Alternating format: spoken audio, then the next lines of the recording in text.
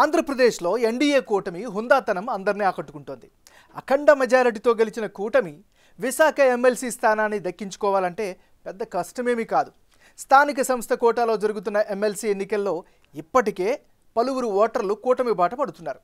GVMC standing committee ఎన్నికల్లో కూడా TDP సత్తా చాటుకుంది. ఇలాంటి పరిస్థితుల్లో ఎమ్మెల్సీ ఎన్నికకు దూరంగా ఉండాలని చంద్రబాబు నిర్ణయించారు. ఆ క్రమంలో అధికారంలో ఉండి గెలిచే అవకాశం ఉన్నా రాజనీతిజ్ఞుడిలా చంద్రబాబు వ్యవహరించారు అన్న ప్రశంసలు వెల్లువెత్తుతున్నాయి.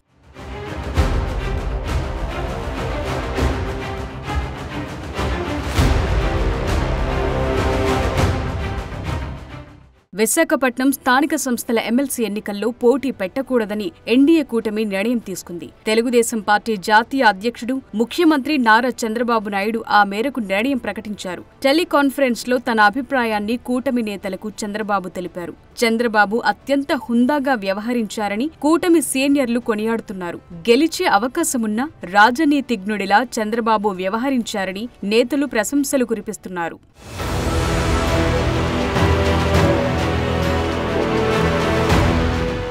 ఉమ్మడి విశాఖ జిల్లాలో స్థానిక సంస్థల కోటాలో ఎమ్మెల్సీ స్థానానికి జరగనున్న ఉప ఎన్నికలు తెలుగుదేశం పార్టీ పోటీ చేస్తుందా లేదా అన్నది గత కొన్ని రోజులుగా చర్చల్లో నలుగుతోంది. ఒకవేళ టీడీపీ పోటీ చేయాలని నిర్ణయిస్తే ఆ పార్టీ అభ్యర్థిగా పారిశ్రామికవేత్త బైరా దిలీప్ చక్రవర్తి బరిలోకి దిగుతారని ప్రచారం జరిగింది.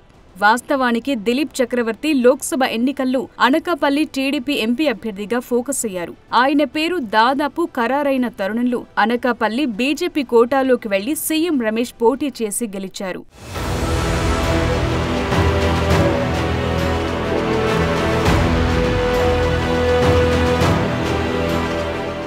సీఎం రమేష్ కోసం సీట్ త్యాగం చేసిన దిలీప్ చక్రవర్తికి చంద్రబాబు ఎమ్మెల్సీగా అవకాశం కల్పించాలని భావించినట్లు ప్రచారం జరిగింది. కూటమి అధికారంలో ఉండటం, బైరా ఆర్థికంగా బొత్స సత్యనారాయణకు ధీటైన అభ్యర్థి కావడంతో ఆయన విజయం సులభమేనన్న అభిప్రాయం వ్యక్తమైంది. ఇప్పటికే ఎమ్మెల్సీ ఎన్నికలో టీడీపీ అభ్యర్థులుగా మాజీ ఎమ్మెల్యేలు గండి బాబ్జీ, పీలా గోవింద్ తదితరుల పేర్లు వినిపించాయి. అయితే పోటీ చేస్తే గనుక బైరానే అభ్యర్థి అవుతారని భావించారు.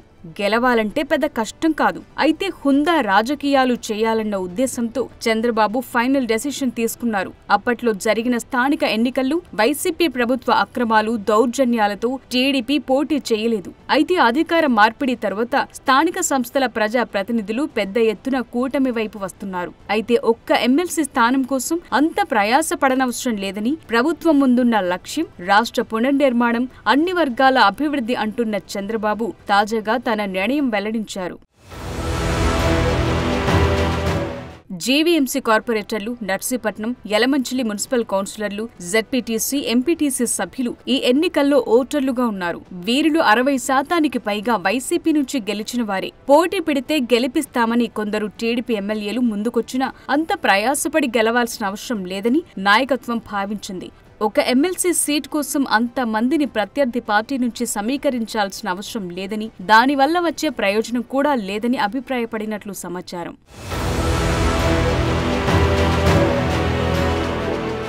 వైసీపీ అభ్యర్థి మాజీ మంత్రి బొత్స సత్యనారాయణ ఇప్పటికే నామినేషన్ వేశారు. ఎమ్మెల్సీ దువ్వాడ శ్రీనివాస్ కుటుంబ రాజకీయంతో సతమతమవుతున్న వైసీపీ విశాఖ ఎమ్మెల్సీ ఎన్నికలపై గుబులుతోనే కనిపించింది. జగన్ దగ్గర నుంచి బొత్స వరకు అందరూ ఈ ఎన్నికల్లో టీడీపీ పోటీ చేస్తే అది అనైతికమని, టీడీపీ పోటీకి దింపాలని భావించిన బైరా దిలీప్ చక్రవర్తి ఒక వ్యాపారని, రాజకీయాలు వ్యాపారం కాదని స్టేట్మెంట్లిస్తూ పరోక్షంగా తమ భయాందోళనలు వ్యక్తం చేస్తూనే వచ్చారు.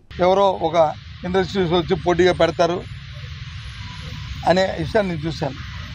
దేనికోసం పెడుతున్నారు, ఎందుకోసం పెడుతున్నారు? వ్యాపారం కోసమా? రాజకీయం అంటే ఇది వ్యాపారమా?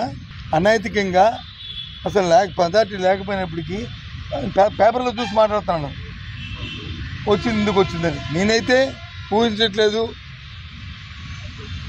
తెలుగుదేశం పార్టీ అంత అమాయకత్వంగా ఈ పోటీలో నిలబడద్దని నేనైతే ఊహించట్లేదు, నేను అనుకోవట్లేదు. పెడితే మాత్రం అది ఒక దుచ్చర్యే, పెడితే మాత్రం దుచ్చర్యే, అదే పెడితే మాత్రం ఒక దుచ్చర్యే. అంటే రాజకీయాలను వ్యాపార రీత్యా చూస్తున్నట్టు పరిస్థితి. మా పార్టీ మీద, మా క్యాండిడేట్ మీద, లేదా మా పార్టీ ఎన్నికల్లో గెలకని ఇండిపెండెంట్ అయితే వాళ్ళ ఇష్టం. వాళ్ళెందుకు, వాళ్ళందరూ చక్కగా ఉన్నారు. నేను అందరూ తిరిగాను, అందరి మనసుతో మాట్లాడాను, వ్యక్తిగతంగా మాట్లాడాను. మరోవైపు రాష్ట్ర వ్యాప్తంగా రచ్చ అవుతోన్న దువ్వాడ ఫ్యామిలీ గొడవల ప్రభావం ఎమ్మెల్సీ ఎన్నికపై ఉండదని ఆ party MP YV Subba Reddy covering ఇచ్చుకున్నారు. దువ్వాడ శ్రీనివాస్ వ్యవహారం పూర్తిగా ఆయన వ్యక్తిగతమని చెప్పారు. స్థానిక సంస్థల ఎమ్మెల్సీ ఎన్నికల్లో ఫుల్ మెజార్టీ వైసీపీకే ఉందని చెప్పుకొచ్చారు. వాటి గురించి ఇక్కడ ఈ ఎమ్మెల్సీ ఎలక్షన్ మీద ఎందుకు ప్రభావం పడుతుంది, ఏంది ఆ విషయం, దానికి దీనికి సంబంధం ఏంటి? వ్యక్తిగతంగా వాళ్ళ కుటుంబంలో వచ్చిన సమస్యల వల్ల అది వచ్చింది. దానికి పార్టీ ఎమ్మెల్సీ అభ్యర్థికి సంబంధం ఎట్లా ఉంటుంది? తప్పకుండా మాకు సంఖ్యాబలం ప్రకారం మాకు మెజార్టీ ఉంది కాబట్టి తప్పకుండా మా అభ్యర్థి గెలుస్తాడని మేము భావిస్తాం. టీడీపీ పోటీలో ఉంటుందన్న భయంతో వైసీపీ అధ్యక్షుడు జగన్ మరో 2 విశాఖ జిల్లా స్థానిక నేతలతో భేటీ అవ్వాలని షెడ్యూల్ కూడా రెడీ చేసుకున్నారు. మొత్తానికి చంద్రబాబు నిర్ణయంతో వైసీపీ టెన్షన్ పోయింది. ఇప్పటికీ నామినేషన్ వేసిన స్వతంత్ర అభ్యర్థి విత్డ్రా అయితే బొత్స ఎంపిక ఏకగ్రీవమే.